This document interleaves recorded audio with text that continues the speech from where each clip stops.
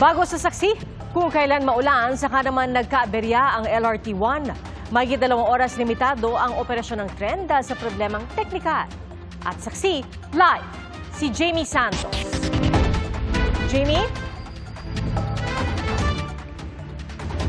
Pia, sa mga oras na ito, nakakaranas ng manakanakang pag-ambon hanggang sa mahinang pag-ulan dito nga sa bahagi ng Rizal Avenue sa lungsod ng Maynila.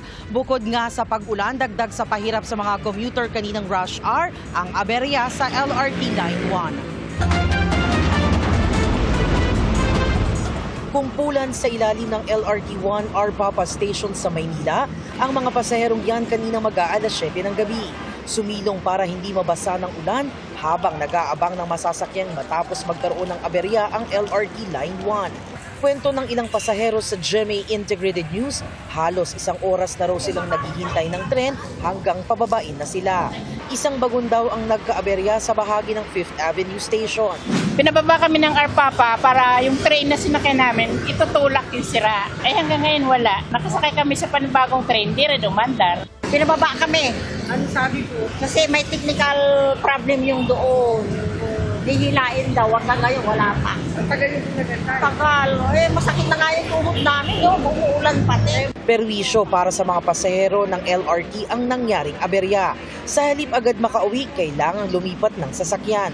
Dagdag pahirap pa ang maulang panahon. Diyos ko ay hirap sumakay. Masasakit na matuhod namin maglakad. Sa abiso ng LRT, nagkaaberya ang isang tren sa 5th Avenue Station. Ang biyahe raw ay limitado lang mula Dr. Santos Station hanggang Central Station at pabalik.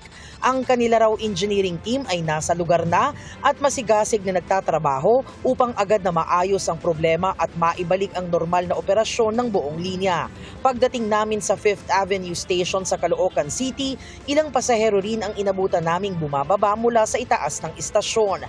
Hindi pa raw ayos ang nagkaaberyang tren pasado alas 8 ng gabi. Pag sa taas, may sira daw yung tren. So, ang biyahe lang for south. So, north daw wala na. Pia, humingi ng paumanhin sa mga pasahero ang pamunuan ng LRT at pangunawa dahil sa hindi inaasahang insidenteng ito. At live mula rito sa Maynila para sa GMA Integrated News, ako si Jamie Santos, ang inyong saksi. Mga kapuso, maging una sa saksi. Mag-subscribe sa GMA Integrated News sa YouTube para sa iba't ibang balita.